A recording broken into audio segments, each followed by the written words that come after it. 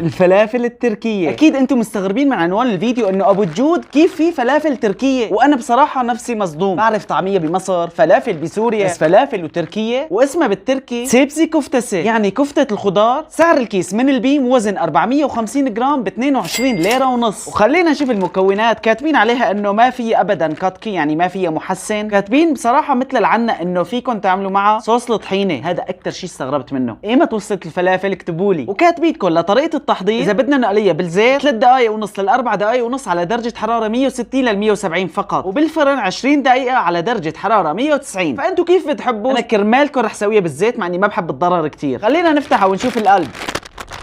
هيك بتجي، يعني في ريحة فلافل. شوفوا هيك منظرها، يعني بصراحة انا نفسي مستغرب فيها كثير. هيك منظرها عاملينها، يعني مدعبلينها وحاطينها. رح نشوف هلا بس تنقلب الزيت كيف رح تصير، وتابعوا الفيديو وشاركوا كثير، ويلا على المطبخ.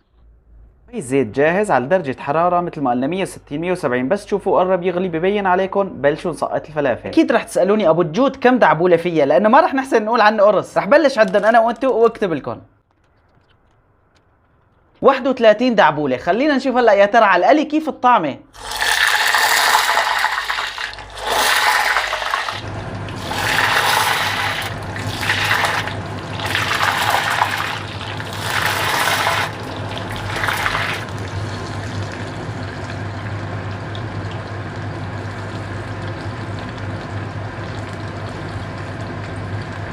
خلينا نشوفها بعد القلي. هيك من جوا. هلا منظرها مثل الفلافل. رح دوق وحده هون وبعدين نكمل هنيك. وهي اجت الفلافل تبعنا. شوفوا المنظر، شوفوا لكون واقعي معكم. عندي اول قسم احترق والثاني صار على مهله. شوفوا شلون اللون اشقر. هلا كلون تمام، كقرشه تمام، بس الطعمه شوي مختلفه، حاسه بين العجه وبين الفلافل. فانتوا اكتبوا لي بالتعليقات مجربينها او لا. رح بلش اول لقمه واقول بسم الله.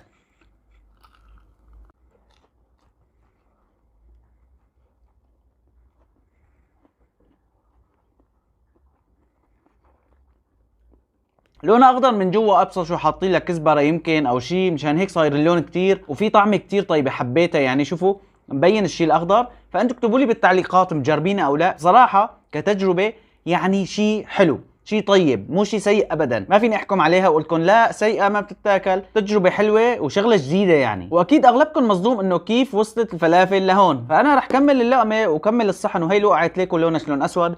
وانتوا اكتبوا لي بالتعليقات مجربينها او لا. سلام.